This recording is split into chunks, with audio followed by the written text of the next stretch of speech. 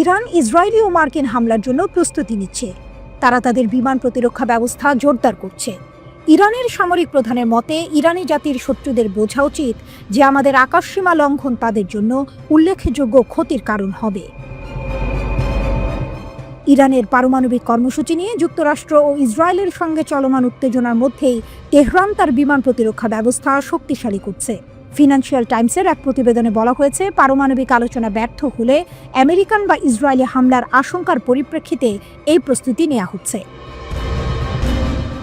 ইরানের সশস্ত্র বাহিনীর প্রধান মোহাম্মদ বাকিরি মে মাসে জানিয়েছিলেন, আমরা দেশের বিমান প্রতিরক্ষা ব্যবস্থার ক্ষমতা ও দক্ষতার উন্নতি প্রত্যক্ষ করছি। তিনি আরও যোগ করেন, ইরানের সামরিক বাহিনী বিনিয়োগে বহুগুণ বৃদ্ধি দেখেছে। শত্রুদের জন্য স্পষ্ট বার্তা। বাকিরির কড়া বার্তা শত্রুদের প্রতি একটি স্পষ্ট হুঁশিয়ারি ছিল। ইরানি জাতির শত্রুদের বোঝা উচিত যে আমাদের আকাশসীমা লঙ্ঘন তাদের জন্য উল্লেখযোগ্য ক্ষতির কারণ হবে। পশ্চিমা গোয়েন্দা মূল্যায়ন এবং স্যাটেলাইট চিত্র বিশ্লেষণ করলে দেখা গেছে, ইরান নাতানজ এবং ফোর্ডোর মতো গুরুত্বপূর্ণ পারমাণবিক স্থাপনার কাছাকাছি বেশ কিছু বিমান বিধ্বংসী ক্ষেপণাস্ত্র লঞ্চার সরিয়ে নিয়েছে। ইসরায়েলি হামলার ক্ষত এবং ইরানের জবাব।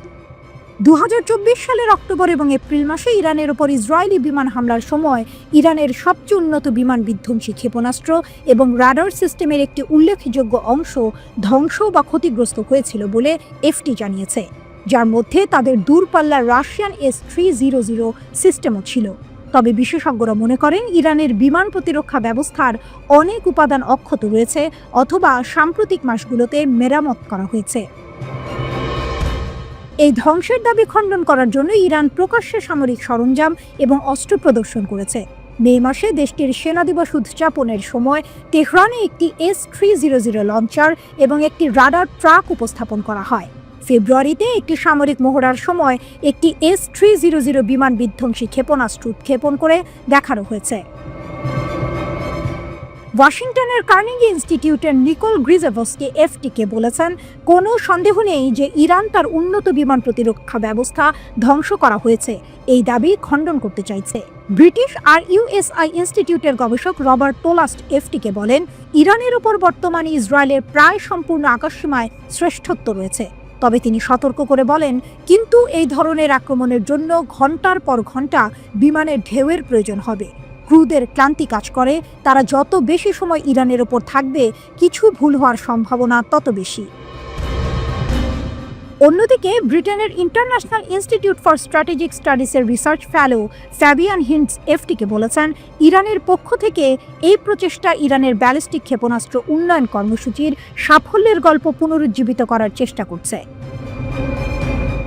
ওয়াশিংটনের Center for Strategic and International স্টাডিজের Global Security and Geopolitical Strategy প্রোগ্রামের চেয়ারম্যান জন অল্টারম্যান এফটিকে বলেছে, এই প্রতিরক্ষা ব্যবস্থা মোকাবেলা করা ইসরায়েলের জন্য সহজ হবে না।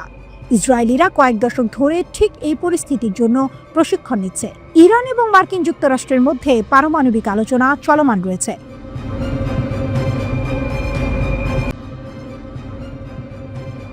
আকাশে এখন শুধুই পাখি নয়, আরও কিছু উঠছে। আপনি ভাবছেন কি? বলছি, ইরানের আকাশ এখন স্রেফ পাখির দখলে নেই, সেখানে উঠছে নতুন প্রজন্মের ড্রোন। এ যেন প্রযুক্তির এক সূক্ষ্ম জাদু, যা ইরানকে বিশ্বের অন্যতম ড্রোন শক্তিতে পরিণত করেছে। আর আজ আমরা জানবো তাদের সবচেয়ে আধুনিক ও গোপন অস্ত্র VTOL ড্রোন নিয়ে। এটি ভবিষ্যতের যুদ্ধের মোড় ঘুরিয়ে দিতে প্রস্তুত। ড্রোন প্রযুক্তির বিপ্লব। বর্তমানে সামরিক শক্তিতে এক দারুণ বিপ্লব ঘটে গেছে। এখন আর বড় রানওয়ে, লঞ্চার বা বিশাল ট্রাকের প্রয়োজন নেই। ড্রোনগুলি এখন উলম্বভাবে, অর্থাৎ ওপর নিচ ওঠানামা করতে পারে। এই VTOL বা vertical take off and landing ড্রোনগুলোই এখন সবচেয়ে জরুরি প্রযুক্তি। আর এই দৌড়ে ইরান বেশ এগিয়ে আছে। VTOL বা vertical take off and landing ড্রোনের সবচেয়ে বড় সুবিধা কি জানেন? এগুলো খুব কম জায়গা থেকে উঠতে আর নামতে পারে। পাহাড়ে, জনবহুল শহরে বা গভীর সমুদ্রে যে কোনো পরিবেশে এদের ব্যবহার সম্ভব। ইরানের নৌবাহিনী এই প্রযুক্তির সবচেয়ে বড় ব্যবহারকারী, কারণ তাদের বেশিরভাগ যুদ্ধ জাহাজে সাধারণ ড্রোনের মতো ওঠানামার জায়গা থাকে না। হোমা, রহস্যময় পাখির নামে এক শক্তিশালী ড্রোন। এই VTOL প্রযুক্তির এক দারুণ উদাহরণ হলো হোমা ড্রোন। এর নামকরণ করা হয়েছে ইরানীয় উপকথার এক রহস্যময় পাখির নামে। মূলত নজরদারি আর ইলেকট্রনিক যুদ্ধের জন্য এটি তৈরি করা হয়েছে। প্রথমবার 2022 সালে নৌবাহিনীর এক অভিযানে হোমাকে দেখা যায়। এরপর একের পর এক ড্রোন মহড়ায় এর ব্যবহার শুরু হয়। 2023 সালে একসঙ্গে 200টির মতো নতুন হোমা ড্রোন সেনাবাহিনীতে যুক্ত হয়। তবে হোমা কিন্তু একদিনে তৈরি হয়নি, এর পেছনের গল্পটা বেশ চমকপ্রদ। 2015 সালে যখন হোমা 1 এবং হোমা 2 তৈরি করা হচ্ছিল, তখন ইরান 2005 সালে তাদের ভূখণ্ডে বিধ্বস্ত হওয়া মার্কিন ড্রোন আরকিউ শ্যাডো এর প্রযুক্তি ব্যবহার করে। সেখান থেকেই হোমার বিবর্তন শুরু, যার সর্বশেষ সংস্করণ এই VTOL ড্রোন। এই ড্রোনটির কিছু অবিশ্বাস্য বৈশিষ্ট্য রয়েছে। উইং স্প্যান 5.54 বর্গমিটার, খালি ওজন 120 কেজি, প্যালোড বহন ক্ষমতা 40 কেজি, সর্বোচ্চ টেক অফ ওজন 260 কেজি, গতি প্রতি ঘন্টায় 200 কিলোমিটার, মিশন সময় একটানা 10 থেকে 12 ঘন্টা, সর্বোচ্চ উচ্চতা 3600 মিটার। এই ড্রোন শুধু তথ্য সংগ্রহই করে না, যুদ্ধক্ষেত্রে ইলেকট্রনিক জ্যামিং এবং রাডার ফাঁকি দিয়েও কাজ করতে পারে। ভাবুন একবার, কি ভয়ঙ্কর ক্ষমতা। দিদেবান ও শাহিন 1 আরো কিছু মারাত্মক অস্ত্র। হোমার পাশাপাশি ইরান তৈরি করেছে দিদেবান নামের একটি হালকা VTOL ড্রোন। এটি মূলত সেনাবাহিনীর স্থলবাহিনীর জন্য তৈরি। এর প্রধান কাজ হলো নজরদারি ও লক্ষ্যবস্তু চিহ্নিত করা। দিদেবান দিনে ও রাতে কাজ করতে পারে, এমনকি স্বয়ংক্রিয়ভাবে একাধিক ড্রোনের সঙ্গে একসঙ্গে কাজ করার ক্ষমতাও রাখে। শত্রুর প্রতিরক্ষা ভেদ করে এটা একাই যথেষ্ট। আধুনিক ড্রোন যুদ্ধের আসল কৌশলী হলো একসঙ্গে বিভিন্ন এলাকা ঘিরে ফেলে শত্রুকে ঘায়েল করা। অন্যদিকে শাহিন 1 এবং ফ্যালকন 1 হলো FPV বা first person view kamikaze drone. এগুলো যুদ্ধক্ষেত্রে দ্রুত আঘাত হানতে এবং লক্ষ্যবস্তু ধ্বংস করতে তৈরি। এই ড্রোনগুলো এতটাই নিখুঁত যে অপারেটর সরাসরি নিয়ন্ত্রণ করে শত্রুর সামরিক স্থাপনা, গাড়ি বা কৌশলগত বাহিনীর উপর হামলা চালাতে পারে। আকারে ছোট হলেও এদের ধ্বংস ক্ষমতা অবিশ্বাস্য। নীরব বিপ্লবের খেলোয়াড় ইরান এই তিনটি ড্রোন হোমা, দিদেবান ও শাহিন 1 ইরানকে এমন এক জায়গায় নিয়ে গেছে যেখানে স্বল্প খরচে, দ্রুত সময়ে এবং কঠিন পরিবেশেও তারা শক্তিশালী সামরিক পদক্ষেপ নিতে পারছে। VTOL প্রযুক্তির এই অগ্রগতি শুধু মধ্যপ্রাচ্যে নয়, গোটা বিশ্বের ক্ষমতার ভারসাম্য বদলে দিচ্ছে। ভবিষ্যতের যুদ্ধ হবে আকাশের এই নীরব বাহিনী দিয়ে, যেখানে সেনার পায়ের আওয়াজ নয়, শোনা যাবে অদৃশ্য ড্রোনের গতি। আর ইরান সেই নীরব বিপ্লবের অন্যতম প্রধান খেলোয়াড়।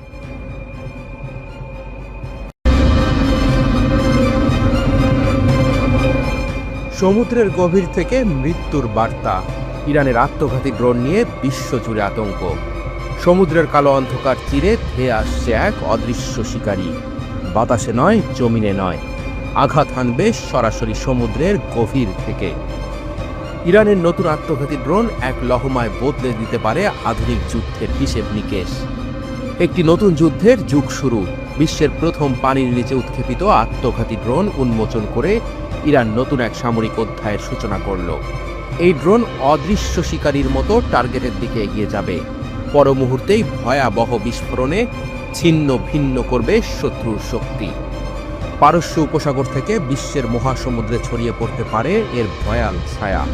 সাগরের গহীনে ইরানের নতুন মহাশক্তি। এই ড্রোন পানির নিচে লুকিয়ে থেকে শত্রুদের জন্য অনিবার্য মৃত্যুর ফাঁদ তৈরি করতে সক্ষম। প্রচলিত সামুদ্রিক ড্রোনগুলোর মতো এটি পৃষ্ঠে নয়, বরং গভীর থেকে অতর্কিত হামলা চালাবে। এর সবচেয়ে বড় অস্ত্র গোপনীয়তা, কৃত্রিম বুদ্ধিমত্তা এবং নিশানার নির্ভুলতা। কে রুখবে এই জল দৈত্যকে? বিশ্বের বড় নৌবাহিনীগুলো এখনো বায়ুবাহিত হুমকি মোকাবেলায় অভ্যস্ত, কিন্তু ইরানের এই নতুন আত্মঘাতী ড্রোনের কারণে নৌবাহিনীকে তাদের প্রতিরক্ষা ব্যবস্থা নতুন করে সাজাতে হবে। সনাতন সোনার প্রযুক্তি হয়তো এই ডুবো শিকারীকে চিহ্নিত করতে পারবে না। এটি শব্দহীনভাবে চলতে পারে, পরিবর্তনশীল গভীরতায় থাকতে পারে, এমনকি একসাথে ঝাঁকের মতো আক্রমণ চালাতে পারে। শত্রু বুঝতেই পারবে না কখন তার দিকে এগিয়ে আসছে এক অবধারিত ধ্বংস। এআই চালিত এক ভয়ঙ্কর অস্ত্র। ইরানের এই আত্মঘাতী ড্রোনে কৃত্রিম বুদ্ধিমত্তা এআই এক নতুন মাত্রা যুক্ত করেছে। এটি স্বয়ংক্রিয়ভাবে লক্ষ্যবস্তু নির্ধারণ করতে পারে, হামলার সময় কৌশল নিজে নিজে ঠিক করতে পারে। মানুষ নয়, মেশিনই এখন যুদ্ধের সিদ্ধান্ত নেবে। বিশ্বের 20% তেল সরবরাহ হয় পারস্য উপসাগরের এই সংকীর্ণ জলপথ দিয়ে। ইরান যদি সেখানে এই ড্রোন মোতায়েন করে, তাহলে মার্কিন যুদ্ধজাহাজ, মিত্র দেশগুলোর রণতরী এবং বাণিজ্যিক তেল ট্যাঙ্কার সবই ভয়ঙ্কর বিপদের সম্মুখীন হবে। কে দিল ইরানকে এই প্রযুক্তি? এই নতুন ড্রোন ইরানের নিজস্ব আবিষ্কার নাকি কোনো বিদেশি প্রযুক্তির রূপান্তর? পশ্চিমা বিশেষজ্ঞরা মনে করছেন ইরান পূর্ব রাশিয়া ও চীনের প্রযুক্তি ব্যবহারের ইতিহাস রাখে, তবে এবার তারা নিজস্ব কিছু করেছে। এই পানির নিচের মৃত্যুদূত হয়তো শত্রুদের রাতের ঘুম কেড়ে নেবে। বিশ্ব এখন দিশেহারা, কিভাবে আটকাবে এই হুমকি? নৌবাহিনীগুলোকে এখন নতুন প্রতিরক্ষামূলক ব্যবস্থা তৈরিতে মনোযোগ দিতে হবে।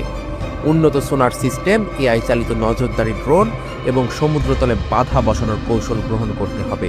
কিন্তু প্রশ্ন হচ্ছে, এত কিছু করার আগেই যদি ইরানের এই অদৃশ্য শিকারী আঘাত হানে, বিশ্বব্যাপী সামরিক প্রতিযোগিতার নতুন দিগন্ত। যুক্তরাষ্ট্র, রাশিয়া এবং চীন ইতিমধ্যেই সাবমেরিন যুদ্ধ প্রযুক্তিতে এগিয়ে আছে, কিন্তু ইরানের নতুন এই পানির নিচের আত্মঘাতী ড্রোন সমুদ্রতলের যুদ্ধের চিত্র পুরোপুরি বদলে দিতে পারে। শেষ কথা, আধুনিক যুদ্ধের গতি বদলে দিচ্ছে ইরান। একটি নতুন সামরিক বিপ্লবের দ্বার প্রান্তে দাঁড়িয়ে বিশ্ব। ইরানের কৃত্রিম বুদ্ধিমত্তা সম্পন্ন আত্মঘাতী ড্রোন শত্রুর চোখে ধুলো দিয়ে আঘাত হানতে প্রস্তুত। সমুদ্রের গভীর থেকে উঠে এসে নিমিষেই ধ্বংস করে দিতে পারে যুদ্ধ জাহাজ, তেল ট্যাঙ্কার কিংবা সামরিক ঘাঁটি।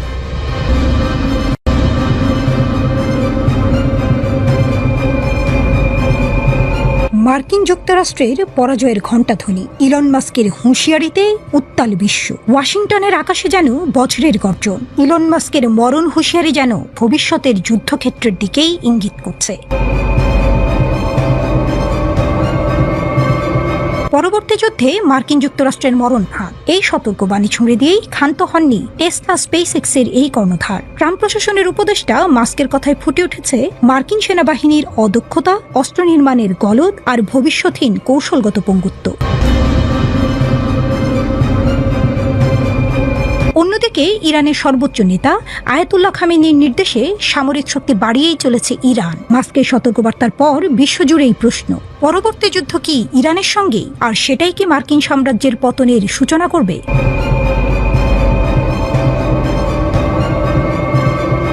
ট্রাম্পের অধীনে ডিপার্টমেন্ট অফ গভর্নমেন্ট এফিসিয়েন্সির প্রধান পদে নিয়োগপ্রাপ্ত মাস্ক নিজের এক্স পেজে বিশ্বের সবচেয়ে বড় বাজেটের সেনাবাহিনীকে অদক্ষ ও অযোগ্য বলে উল্লেখ করেছেন। মাস্কের ভয়ঙ্কর ভবিষ্যৎবাণী, ড্রোন এআই হবে আমেরিকার কফিনের শেষ পেরেক।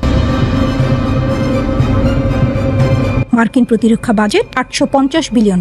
মাস্কের মতে এ শুধু অর্থের আগুনে পুড়ছে কাঁচা লোহা। এক্স প্ল্যাটফর্মে তিনি ঝাঁপিয়ে পড়েছেন পেন্টাগনের গলদ উন্মোচনে। তিনি জানিয়েছেন, গতকালের যুদ্ধের অস্ত্রে আজকের রণকৌশল চলে না, ইউক্রেনই তার প্রমাণ। ড্রোন যোগে মানব সেবার মৃত্যু ঘণ্টা বাজছে। ইরানের ড্রোন স্রোতের কাছে মার্কিন F-35 স্টেলথ যুদ্ধ বিমান কি টিকতে পারবে? আর এআই চালিত অস্ত্র? মাস্ক সতর্ক করেছেন টার্মিনেটর পরিস্থিতির। মাস্ক লিখেছেন, যদি সামরিক বাহিনীকে তাৎক্ষণিক এবং নাটকীয় পরিবর্তন করা না হয়, তাহলে আমেরিকা পরবর্তী যুদ্ধে খুব খারাপভাবে হেরে যাবে। যুক্তরাষ্ট্র থেকে ইরান, আয়াতুল্লাহ খামেনির নির্দেশনায় ইরান যেন নতুন করে জেগে উঠেছে। তিনি মার্কিন হুমকিকে উড়িয়ে দিয়েছেন বজ্রকণ্ঠে। আমেরিকা মুখে ফেনা তুললেই ইরানের ক্ষেপণাস্ত্রের মুখে পড়বে। 2015 সালের পারমাণবিক চুক্তি ভেঙে ট্রাম্প যেভাবে বিশ্বাসঘাতকতা করেছেন, তার জবাব ইরান কি দেবে স্টেলথ ড্রোনে, হাইপারসনিক মিসাইলে? বিশেষজ্ঞরা ধারণা করছেন, ইরানের পরমাণু কর্মসূচি এখন চীনের টেকনোলজি ও রাশিয়ার সামরিক পরামর্শে বহুগুণ শক্তিশালী। গোপনে তৈরি হচ্ছে শাহাব 6, 4500 কিলোমিটার পাল্লার এই ক্ষেপণাস্ত্র, যা ইউরোপ থেকে ইসরায়েল সব টার্গেট ধ্বংসে সক্ষম। Geopolitical chess game, Moscow, Beijing, তেহরানও এখন মানচিত্রের ত্রিভুজ। রাশিয়ার X-500 মিসাইল ডিফেন্স, চীনের ড্রোন স্যাটেলাইট নেটওয়ার্ক, সবই এখন ইরানের হাতে। ক্যাসপিয়ান সাগরে যৌথ নৌমহড়া চালিয়েছে 3 মিত্র। পেন্টাগনের গোয়েন্দা রিপোর্টে ধরা পড়েছে, ইরানের বিপ্লবী গার্ডের হাতে এখন 2000+ সুইসাইড ড্রোন রয়েছে, যা ইউক্রেনীয় মডেলের চেয়েও ধ্বংসাত্মক। বিশ্লেষকরা সতর্ক করছেন, ইরান আমেরিকা যুদ্ধ মানেই বিশ্বযুদ্ধ। কারণ রাশিয়ার কালিপ্রো মিসাইল ও চীনের সাইলো ড্রোন তখন টাইপরাইটারের মতো ক্লিক করবে ওয়াশিংটনের বিরুদ্ধে। চিত্রটা এখন এমন, মাস্ক যেন টাইটানিকের ডেক থেকে চিৎকার করছেন, হিমশৈল সোজা সামনে, অথচ ক্যাপ্টেন ট্রাম্প বাজিয়ে চলেছেন মার্কিন অজেয়তার সুর। কিন্তু বাস্তবতা কি? 2003 সালের ইরাক আক্রমণে মার্কিনরা 30 দিনে বাগদাদ দখল করেছিল। আজ ইরানের সামনে দাঁড়ালে পরিস্থিতি ভিন্ন। ইতিহাস সাক্ষী, প্রতিটি সুপার পাওয়ারের পতন শুরু হয়েছিল অদূরদর্শিতায়। রোমান সাম্রাজ্য থেকে ব্রিটিশ ঔপনিবেশিকতা সবই ধসে পড়েছে আত্মতুষ্টিতে। মাস্কের সতর্কবার্তা কি ট্রাম্প কানে নেবেন, নাকি টুইটার যুদ্ধে ব্যস্ত মার্কিন নীতি নির্ধারকরা দেখতেই পাবেন না? ইরানের ড্রোন স্রোতকে রচনা করবে ওয়াশিংটনের পতন? তবে একথা স্পষ্ট, পাশার দান এখন ইরানের হাতে, রুশ চীনা ছায়ায়। আমেরিকা কি যুদ্ধ ছাড়া থাকতে পারে না? একটি দেশ যার পুরো ইতিহাস জুড়েই যুদ্ধ। 248 বছরের মধ্যে 232 বছর আমেরিকা সরাসরি যুদ্ধে লিপ্ত। শুধু 6% সময় তারা ছিল শান্তিতে। কেন? এটা কি কাকতালীয় নাকি পরিকল্পিত? গণতন্ত্র রক্ষার নামে যুদ্ধ, স্বাধীনতা ছড়ানোর নামে আগ্রাসন, নাকি এর পেছনে রয়েছে বিশাল এক অর্থনৈতিক চক্র, অস্ত্র ব্যবসা, তেল দখল, রাজনৈতিক আধিপত্য? বিশ্বজুড়ে আমেরিকার সামরিক অভিযান ও গোপন অভ্যুত্থানের চাঞ্চল্যকর বিশ্লেষণ। বেক মার্কিন প্রেসিডেন্ট জিমি কার্টার ট্রাম্পের সাথে এক ফোন আলাপে বলেছেন, আমেরিকা বিশ্বের সবচেয়ে যুদ্ধপ্রেমী দেশ।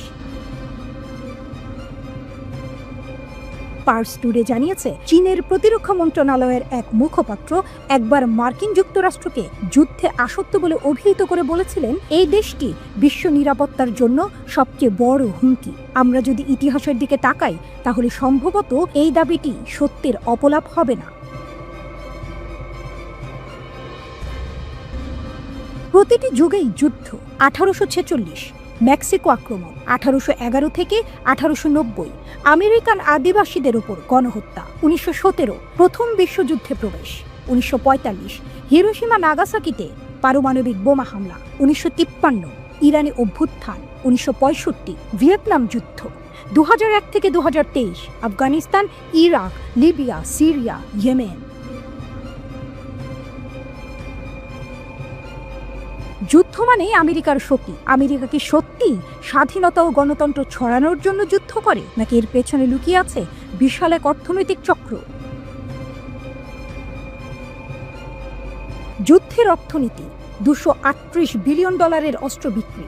বিশ্বে যত অস্ত্র বিক্রি হয় তার 51% মার্কিন কোম্পানিগুলো। তেল, কৌশলগত এলাকা, সামরিক ঘাঁটি। আজ 80টিরও বেশি দেশে আমেরিকার সামরিক ঘাঁটি রয়েছে। কিন্তু আমেরিকা কেন এত যুদ্ধ করে? অস্ত্র নির্মাণ শিল্পের বিশাল লাভ। আমেরিকার অর্থনীতির বিশাল অংশই অস্ত্র বিক্রির ওপর নির্ভরশীল। যুদ্ধ থাকলেই অস্ত্র বিক্রি হবে, তাই যুদ্ধ থামানো যাবে না। তেল ও প্রাকৃতিক সম্পদ দখল। মধ্যপ্রাচ্যে হামলার আসল কারণ কি গণতন্ত্র প্রতিষ্ঠা, নাকি তেল দখল? সামরিক শক্তির বিস্তার। আজ বিশ্বের 80টিরও বেশি দেশে আমেরিকার সামরিক ঘাঁটি। রাজনৈতিক প্রতিপক্ষকে দমন। যে দেশ আমেরিকার আধিপত্য মেনে নেয় না, সেখানে অভ্যুত্থান হয়। নতুন লক্ষ্য, কানাডা দখলের হুমকি, পানামা খাল পুনরুদ্ধারের পরিকল্পনা, গ্রিনল্যান্ড কেনার চেষ্টা। এই যুদ্ধগুলোর সময় এখনো স্পষ্ট নয় এবং মনে হচ্ছে এগুলো বর্তমানে মনস্তাত্ত্বিক পরিকল্পনার মধ্যে রয়েছে। আমেরিকার সম্প্রসারণবাদী নীতির কয়েকটি উদাহরণ মাত্র। তারা এমনকি প্রতিবেশীদের বিরুদ্ধেও একই নীতি গ্রহণ করেছে। যুদ্ধ আমেরিকার রাজনৈতিক ও অর্থনৈতিক ডিএনএর একটি অংশ। আমেরিকার শান্তির প্রয়োজন নেই, কারণ তারা যুদ্ধ থেকে সম্পদশালী করে। কিন্তু এই পথ কি চিরকাল অব্যাহত থাকবে, নাকি বিশ্ব এই যুদ্ধবাজ নীতির বিরুদ্ধে রুখে দাঁড়াবে?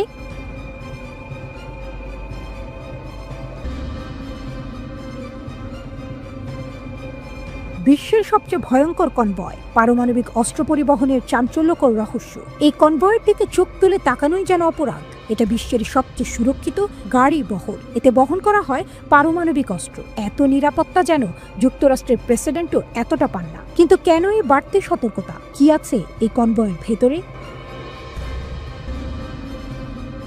কেন এটাকে এতটা গোপন রাখা হয়? আজকে জানবো যুক্তরাষ্ট্রের নিউক্লিয়ার ট্রান্সপোর্ট কনভয়ের ভয়ঙ্কর গোপন তথ্য। এই কনভয়ের একটাই কাজ, বিশ্বের সবচেয়ে বিধ্বংসী অস্ত্রকে এক জায়গা থেকে অন্য জায়গায় নিয়ে যাওয়া। কিন্তু যদি কেউ এই কনভয়ের উপর হামলা করে, তাহলে কি হবে?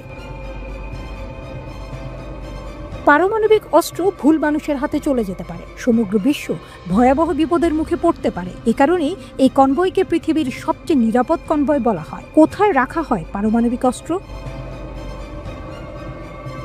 বিশ্বে 12,515টি পারমাণবিক অস্ত্র রয়েছে। এর 41% রয়েছে যুক্তরাষ্ট্রের দখলে। সক্রিয় পারমাণবিক অস্ত্র রাখা হয় বিমান বাহিনীর ঘাঁটিতে, নৌবাহিনীর যুদ্ধজাহাজে, ভয়ঙ্কর সাবমেরিনের গভীরে। কিন্তু বাকি হাজার হাজার নিউক্লিয়ার অস্ত্র সংরক্ষণ করে রাখা হয় মার্কিন মাটিতে। এগুলো ছড়িয়ে রাখা হয় নির্দিষ্ট জায়গায় কঠোর গোপনীয়তায়।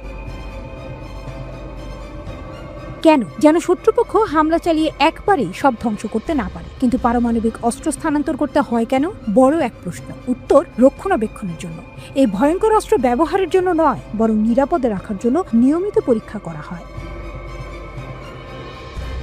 পারমাণবিক অস্ত্রের মেশিনের যান্ত্রিক অংশে মরিচা ধরে যেতে পারে। ভেতরের ইউরেনিয়াম ও প্লুটোনিয়াম পরীক্ষা করা জরুরি। এই কাজ করতে পারমাণবিক অস্ত্রকে কেন্দ্রীয় কোনো ল্যাবে নিয়ে যাওয়া হয়, আর তখনই শুরু হয় বিশ্বের সবচেয়ে গোপন মিশন। নিরাপত্তার অবিশ্বাস্য ব্যবস্থা। যুক্তরাষ্ট্রে পারমাণবিক অস্ত্র রক্ষার জন্য আলাদা একটি সংস্থা আছে, national nuclear security administration, NNSA। কিন্তু সবচেয়ে বড় চ্যালেঞ্জ হয় যখন এই অস্ত্রগুলো রাস্তায় বের করা হয়। এখন প্রশ্ন, কিভাবে এই মারাত্মক অস্ত্র পরিবহন করা হয়? এই কনভয় সাধারণ রাস্তায় চলে, কিন্তু কেউ বুঝতেও পারে না। কনভয়ের আগে পেছনে থাকে পুলিশের গাড়ি, মাঝখানে থাকে সিক্রেট ট্রাক যা পারমাণবিক অস্ত্র বহন করে, চারদিকে সশস্ত্র সামরিক যান। এই সামরিক যানগুলো বুলেট প্রুফের চেয়েও শক্তিশালী। এগুলোকে বলা হয় বিয়ার ক্যাপ্ট, সুরক্ষার স্তর। প্রতিটি গাড়িতে থাকে 4 থেকে 6 জন ফেডারেল এজেন্ট। এরা সবাই সুপার ট্রেন্ড কমান্ডো। সাথে সাথে লাখ লাখ রাউন্ড গুলি। যদি কেউ আক্রমণ করে, সাথে সাথে পাল্টা আঘাত করবে এজেন্টরা। প্রয়োজনে আসবে ব্যাকআপ ফোর্স। অভেদ্য ট্রাক, যে ট্রাকে পারমাণবিক অস্ত্র বহন করা হয়, তা বিশেষ ধরনের স্টিল দিয়ে তৈরি। এটাকে কোনো বিশেষ যন্ত্র দিয়ে কাটা যায় না। ড্রিল মেশিনেও এই বডির উপর কাজ করে না। দুর্ঘটনা হলেও ট্রাকের গঠন ভাঙবে না। এভাবেই বিশ্বের সবচেয়ে ভয়ঙ্কর অস্ত্র নিরাপদে এক জায়গা থেকে আরেক জায়গায় পৌঁছে দেওয়া হয়।